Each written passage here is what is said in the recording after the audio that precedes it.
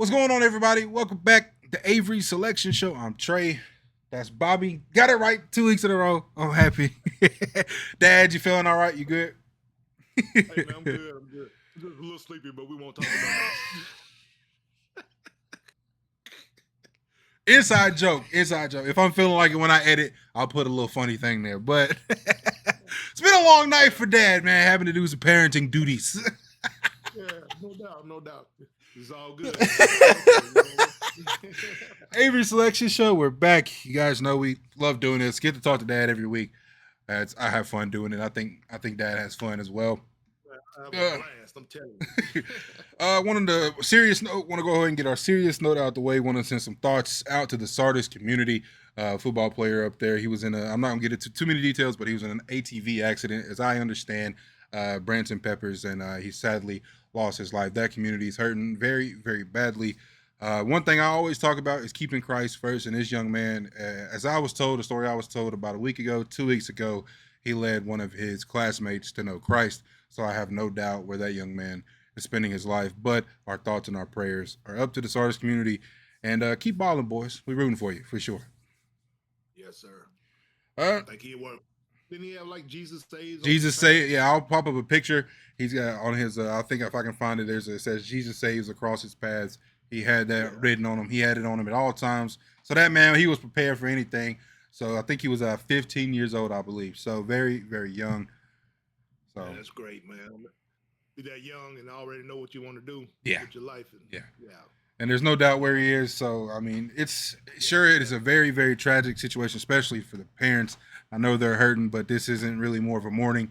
He gets to go see Jesus before all of us, and I know he's at the right hand of the Father. So, I hey, sir. not gonna feel bad. I'm glad that you in glory now, my brother. Headlines Still pray. heading into this week. Streak Watch. It's gonna pop up again. Our Streak Watch.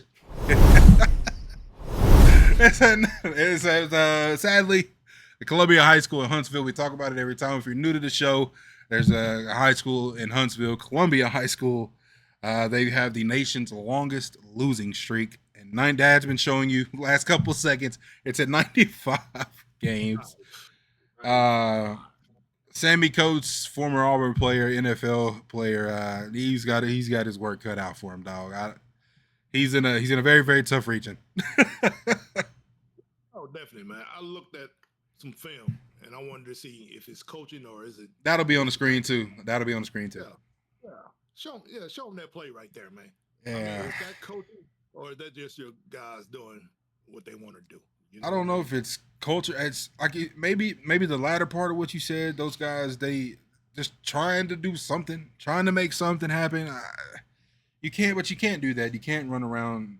You can't risk losing the ball and turning the ball over, making a situation worse for yourself. I don't know what you do there. It's athletes, I think, trying to be an athlete and trying to make something happen on his own.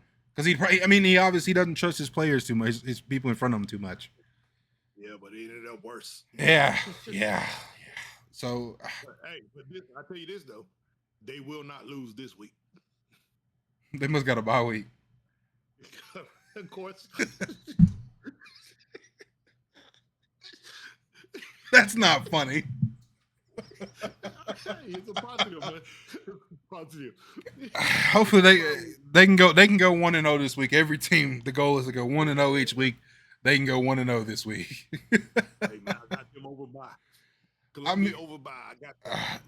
I mean, what do you? Because you've obviously you were never in a situation. You went into a situation that maybe yes, there was some losing back in the late '90s with Litchfield. You went into a losing situation there, but there was a whole bunch of environmental factors around that as well that I think hurt those guys. How did you go from because like I said, this was a bad culture once you got there, but then in 1-2 years, you, Coach Kimball, Coach Hines, Coach Holderfield, you guys had that thing turned around. It seemingly in a year or two. Oh well, it took us about three. Once we got the guys in there every year that's been under us as a coach, you Yeah, know what I'm saying? We finally kind of weeded out the guys that might have been poisoned before we got there. You that know makes what I mean? sense. I mean, and nothing against those guys because they played hard for us. They Yeah, did. They didn't play hard for the other coach. Like our very first game, we played Gas and High, and we lost 17-7. You know what I'm saying? And that wouldn't have happened. But that wouldn't have happened the year before. Right. Yeah. And when we came off the field, man, the stands was giving us a standing ovation like we had won. I was like, I didn't get it till later on. I talked to some people said, hey, they didn't ever play defense. They didn't do anything. They was getting beat 40 something, 50 something, like Columbia. So a 17-7 game to Gadsden High was like, hey, they had won. And if you don't know, Gadsden High in the '90s, especially early '90s, late '90s, they was dogs then. Yeah, semifinals. Yeah, it's semifinal teams every year, man. Gadsden doesn't have the moniker City of Champions. I know it's been a while for Gadsden, but City of Champions, that wasn't given to him. That was earned over years. It was earned. Dad, he's got a state championship himself, and there's just things. So do you think with Columbia? Obviously, it's a culture thing, but do you have to give Sammy a year? Because I think how many have they had the same coach on this streak? Was it the same coach or did they have multiple? Multiple. There's been multiple coaches, man. You know what I'm saying? So are they not giving them time, or is it? Yeah, I don't think they wanted time. You know what I mean? After they got there, but I think if Sammy stays there, and gives his program a few years to turn over, yeah, they'll win. They'll win. But they're in a tough region. I mean that you got to play Muscle Shoals, Hartselle, and all these guys back to back to back. That's tough for anybody. It's tough, but it's a couple people in that region that when they get it turned around, they'll win. You know what I'm saying? If they schedule the right non-conference, non-region opponent, they can get something under their belt. And I'm still under the impression, that if a team like this, you should bump them down until they can play evenly with somebody. Because I don't think it helps getting beat up every single week, especially for 95 games straight. Hey, like you saw in the video, man, it ain't like they just bad-looking athletes. They got the athletes. they got athletes. They got athletes. Got to just change the mentality, man. Just got to change the mentality. And I guess that is too that quarterback. I mean, he has to have trust in his guys too. As soon as he gets the ball, he has to run away. So I mean, I don't know. Columbia, like I said, man, we're rooting for you, and I promise you, I'll be the first one to cheer when you win the game. I don't want it to get the 3 digits, dog, but it's probably going to. If it gets the 3 digits, I'm gonna have a sign right here somewhere. The next headline, it's just me being petty just because it's so much fun to watch this. Hoover, the mighty Hoover Bucks, they've dropped 2 straight. What's going on, Dad? What's going on down in the burbs, man? Hey, like I told you, that name Hoover, everybody wants to beat you. Everybody wants to beat you. I don't care if you won in whatever. They want to beat you. And Hewitt definitely wanted to beat him. Oh, that was pride for Hewitt. That was pride for them. And it came down to the last quarter too, man. And close game, great atmosphere. It was 17-14. It just pulled it out, man. So, but they're 0-2 in the region for the first time in probably. So that's since before Rush got there, ain't it? Yeah, it's been a while. I'm sure it's been a while. I'll try to find the year, and if I do, I'll pop it up somewhere. Yeah. But they're 0-2 like that in the region. Like that, I think that's maybe 90s since something like that. It's gonna say a long time. You know what I mean? So I'm happy. I mean, I'm not on the kids per se. I'm never gonna talk bad on the kid, but Hoover itself, because I feel like as I said, we should have got the TV show that they got. I feel like that would have been the most entertaining TV show. We'd still be getting paid. If you know, man. Golly, especially the city of Gadsden itself, man. It'd have been a little different. Because there's so many characters. Hoover, you kind of like everybody. They was all kind of the same person. They was all kind of no. At Gadsden City, we got characters. Oh, big time. I would have had to make sure I told my mama, "Hey, don't watch this week. Don't watch the show this week. Oh, that'd have been a key to watch. Don't watch this show. Oh my goodness, don't watch this. Man, I had a potty mouth, man, and my mama didn't need to see it. Yeah, well, I knew it all because football players. But man, Hoover, I don't know, man. It's dropped 2 in the region. That doesn't happen to the Hoover Bucks. You got this big stadium. Everybody, like Dad said, though, everybody wants to beat you, and they have to play their A game every week. So Do you think Hoover gets it together, or do you think this might be the downfall of the Bucks? They get it together. Think so? They get it together. They're gonna make the playoffs. Hey, there's gonna be a thing pop up. Hate watch. I hope they don't get it together. Hey, no way they don't make the playoffs. If they don't, I'll be the first one to say, hey, woo. Because and their coach is Chip. He kind of fell into that too. So everybody might give him the blame for if they hadn't got this coach that kind of just fell into the job. He wasn't prepared for it. There's sometimes you could blame the coaching, but at Hoover, you got everything, so it might be the coaching. Because you're gonna have athletes. You got the resources at Hoover. Oh yeah. So what's the issue? Are they just not as good as they have been? Well, everybody else got resources now. That's true too. Thompson got resources. Hewitt got resources. Vestavia got resources. You know what I'm saying? Everybody got resources. Speaking of resources, Dad, bring up that what we've been talking about. Is I believe it's called the Choose Act, about what we've been talking about, the bona fide moves and things like that. I think I misunderstood it. You know what I'm saying? What it was is Alabama Governor Kay Ivey and the House Speaker Nathan Ledbetter. They wanted a temporary restraining order against the high school association. Okay. You know what I'm saying? This comes after the high school association had recently announced they would have to force students who transfer using the Choose Act to sit out for 1 year. You know what I'm saying? So a judge kind of blocked that, which means they don't have to sit out for a year. So it can. I'm looking for a can of worms to start opening up. So so explain it to me. So they want them to be able to use the Choose Act. Right. The governor do. The governor and the House Speaker do. See, the association had blocked it. Where if you transfer, you got to sit out a year. Blah blah blah. Yeah. But the governor blocked that ruling and allowed them to use that Choose Act. And that's what the 7,000. Give the family $7,000 tax credit to cover private school tuition or other school costs.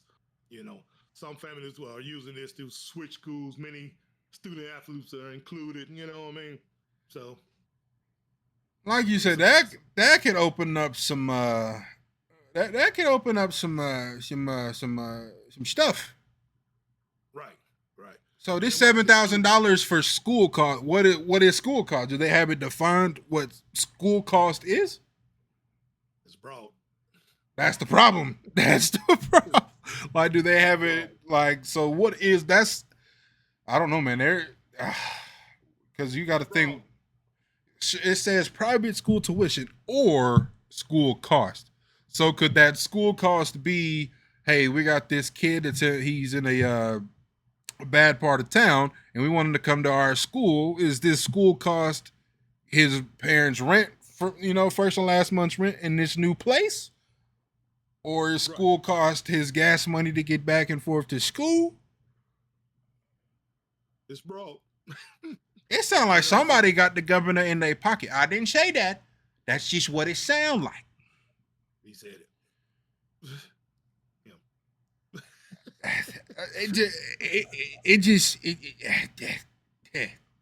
I mean, what it?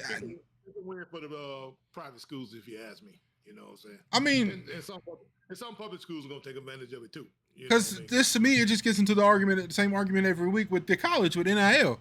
It's the people that got the money gonna be able to just. Oh yeah, the have gonna have more, and the have-nots are gonna have less. Because in high school football, there's no revenue sharing or nothing. Ain't nobody on TV making. It's just whoever has the most money. Yeah, pretty much. In college, the NCAA, we all know what they're making, and they can spread it if they chose. They're not going to do that. If they chose to, they could spread it out. In high school, there is no revenue share of TV or a commercial or anything. It's like in Georgia in high school. Don't they have NIL now in Georgia for high school? Yeah, Georgia. I think Florida do too. What do you think about that? I think that's stupid. It's crazy. It's hard to manage it. I don't know how they control it. You know what I mean? What school getting this amount of money and that school getting that amount of money, and like if you live in small town Georgia, there's not many businesses around there. So how are you going to get commercials and sponsors and? Right. There's not many businesses around there. But if you go down the street to Buford, who's got a $50 million stadium now. Exactly. So, hey, they got revenue. So, and my thing is NIL, with sponsorships. I remember 10 years ago, if you would have gave me $30,000, a high school kid doesn't need that because I would have bought stupid stuff. Oh yeah, it's a good thing that you and my mom are very, y'all are very smart people, and y'all would have took it from me and made sure it went where it was supposed to. But a lot of these kids, especially, they don't have structure like that. A lot of their parents would take advantage of them or not care about them at all.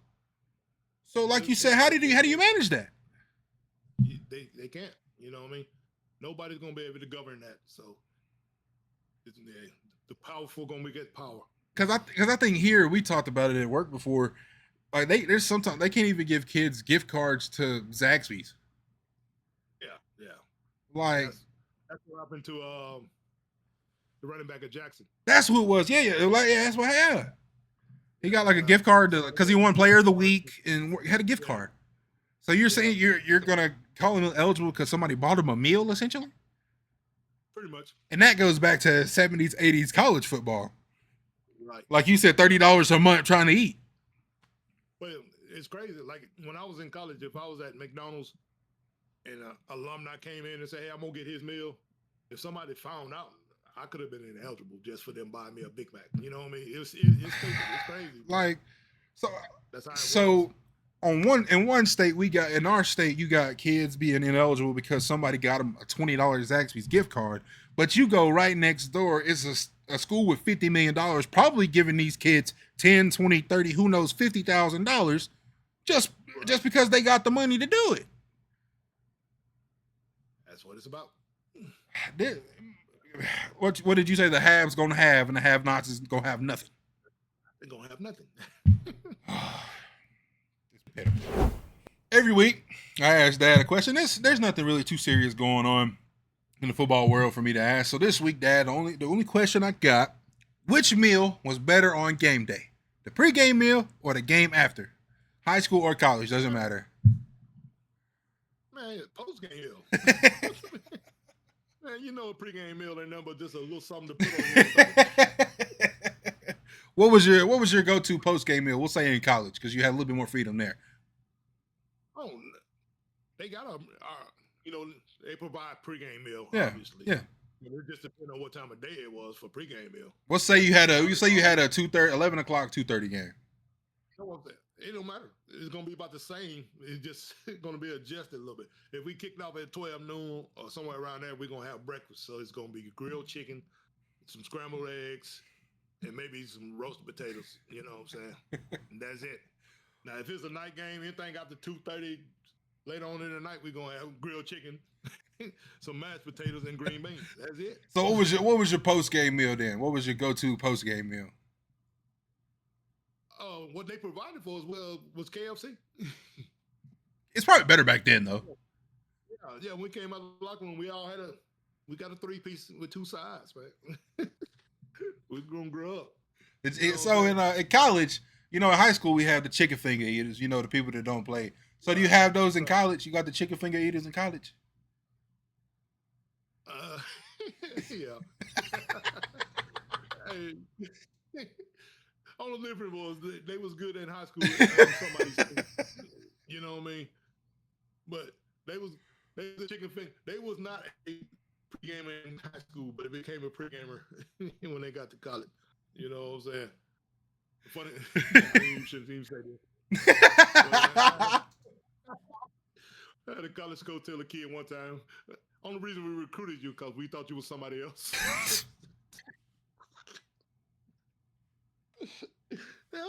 And I promise you, that's the most tame thing he can say on this show. We are family friendly. I promise you, there's a lot worse. It was a whole lot worse. And particularly that person at practice when he was missing blocks and because he was an offensive lineman. So oh my God. Offensive line coaches are mean, dog. It don't matter high school, college, they are mean. I'm gonna call our offensive line coach out. He was the funniest guy to me when I was redshirted. I played scout team, so I went against the first offense every day.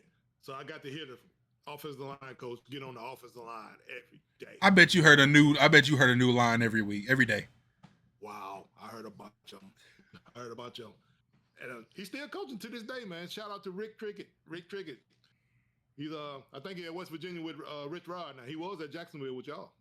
He was that episode that name do sound familiar. Yeah. Yeah, Rick Trickett, man. Coach Trickett was an ex-Marine. Oh, I know he was. Oh, I know he was funny then. An ex-Marine coaching offensive line. Oh, I know he was funny. Oh, those poor offensive linemen. Oh, get this though. Coach Trickett probably 5'7" at the most. All offensive linemen are usually short. Oh, coaches, offensive line coaches. Yeah, he about 5'7", 150 pounds. So yeah. And them 6'5" guys is probably just sitting there with their heads down, getting the business. Getting the business, man. So well, you got to think. Most of us was taller than Glaze. I think I was 6'1", Glaze 6 foot, and all of it. But I'm talking about Zach Glaze. I love you, Coach, but man, the things I heard come out of Coach Glaze's mouth to different folks. My mama would yell at me for repeating any of it. Hey, that's another show. That's a complete. That's the Avery show after dark, man. That's a completely different show. Another show. All right, man. Last week, man, how'd you do? I beat you. I beat you. Here's the graphic. I'll pop it up. I won this week. I went 10-2. Yeah. I lost 2 more than you. I won 84, man. We got it, though. Can't win every week, you know what I'm saying? You can run them down and let us know what the matchups looked like last week, man. Well, last week we as a streak watch game, we had to get that dub in. We're gonna get us 1 win a week. Yeah, that was yeah. Hartzell played Columbia. Yeah. It was 6-3 nothing. Hey, shout out to Hartzell because they could have did a lot worse, honestly. Yeah, it was 42 nothing at half. Yeah, they could have done a lot worse. So Yeah. But yeah, we both got a win out of that one. Yeah. And then we had Gaston at Woodland. I picked Gaston. I did too. Woodland. No. Was it, You did. I picked Gaston and you picked Woodland, I thought. No, we both picked Gaston. That's one of my losses. Okay. And then Conkville at Coosa, we both had Coosa. Yeah. You know what I'm saying? This one I lost. It was Webber at Glencoe. Glencoe, them boys, it was like 28-9 at one point. Them boys was balling. Yeah. I'm gonna take a look at them. I'm gonna pull up some film. I gotta see what's going on. You know what I mean? And Susan Moore at West End. Hey, shout out to Susan Moore, man. I thought West End was pulling that one out. Shout out to Susan Moore there. I thought too. So Westbrook at Locust Fork. Westbrook, we handling business. Take care of business. Handling business. And Alexandra and Aniston. It was a good, like you said, it was a good one. Good one. It was 20-18. Did you see the pick at the end? Did you see that video clip? If I can find it, I'll put it in here. If I didn't, sorry, it's not in here. Sorry. But he got the pick and it was just like he had to fumble it. He was facing that way and got it and ran it good back. So it was a good game. That's great, bro. Yeah, then we had Cherokee County at Etowah, closer than I thought. That was closer than I thought it was going to. I thought it was going to be a blowout. But I picked County. Did you pick Etowah or did you pick County too? No, we both picked County. Okay. We both, you know what I'm saying? And now this one, I told you was going to get ugly. Geraldine and Sylvania. Woo. I think Michael Davis still scoring. Like I said, we like Sylvania, but Geraldine, hey, like we talked about earlier though, we thought if they could roll without their star running back, I just didn't think they would roll like this without their yeah, man. You know what I'm saying? And they had lost 5 years in a row to so they was waiting on that get back right there. They was waiting, And then Garnersville and Sardis. Kind of new, yeah. And then we had Southside at Fort Payne. I wanted both of them to lose. But that game surprised me, man. I went and watched it. You know what I'm saying? It surprised me. Fort Payne took care of business a little handily, so I don't know. I wanted them both to lose. I know you did. And the other one I lost was Hewitt at Hoover. I wasn't changing it this time, dog. I knew I wasn't gonna change it this time, and I'm glad I didn't. Yeah, I had the Bucks. The mighty Hoover Bucks, man. They 0-2 for the first time. Like I said, we'll find that. I think, and I'll put it down there. I'll probably do something a little funny and pop it up again. But the Hoover Bucks 0-2 in the region, and it's not gonna get any easier. Oh no. Did they play Vestavia? Did they beat Vestavia? They hadn't played Vestavia yet. That one could get ugly too. Oh, who they lose? Was it Hewitt that played Vestavia and beat Vestavia because they was tripping? Yeah. Yeah. Vestavia might have, I don't know. We look it up. You know what I'm saying? So out of last week's games, was it the Hoover Hewitt game surprised you the most? No. It was, I kind of figured Hewitt was on the roll, and if they got any kind of breaks in that game, I figured they'd give Hoover some problems. But I was picking Hoover because they was at the Met. You know what I mean? Yeah, you down 7.5 going into the Mets. So it's yeah, I was picking Hoover because. And what was the score? It was a close score too. What down? It was like it was close. 17-14. Yeah. Yeah, 17-14, just a field goal. So hey, it was a close game. You know what I'm saying? Hey, it's a hate watch for the Hoover Bucks every week for me. Yeah.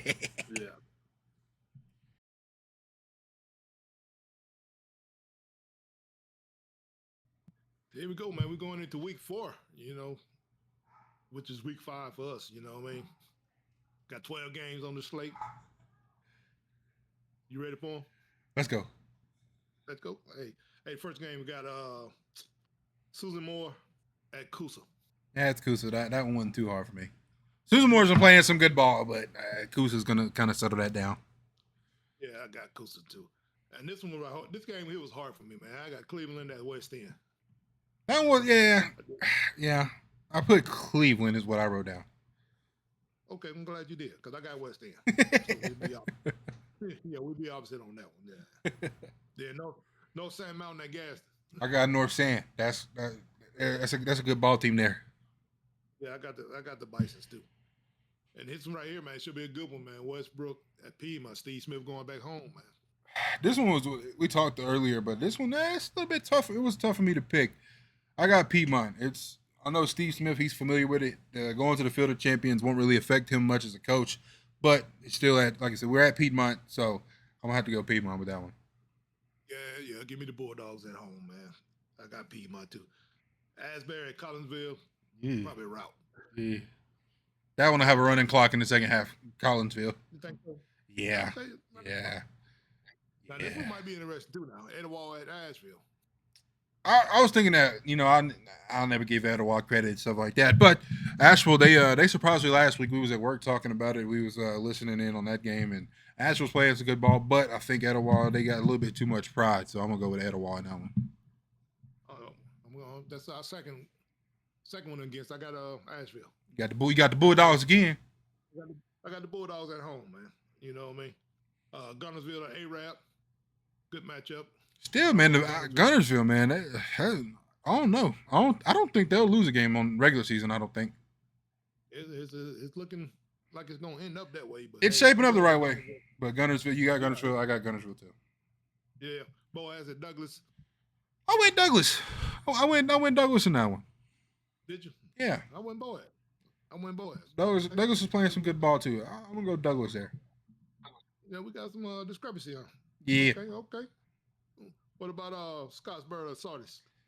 It's gonna be an emotional high. It's gonna be an emotional high for Sardis for sure. I still gonna go Burrow, but I think there's gonna be an emotional edge to Sardis in this game. Yeah.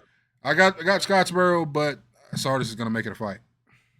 Yeah, I think they're gonna play hard this week for that good little boy, man, that young man. But I'm with Tyler Van and Scottsboro on that one, man. You know what I mean? Hey, you said you weren't gonna pick them no more this year, but Aberville at Austin. I'm going to tell you, I'm picking Aberville. In my little note, I put they've been showing improvement because I picked Austin. I did pick Austin for this game, but man, the Aggie, man, they scored a lot this past week, man. They showed some improvement. Yeah, I'm gonna pick them to get their first win, man. I shouldn't against Austin, but I got Austin, but Albertville, man, it's not the same Albertville the last 3-4 years. This coach he's actually doing what he's supposed to do. I reserve the right to change my pick. I'm gonna go with Austin. You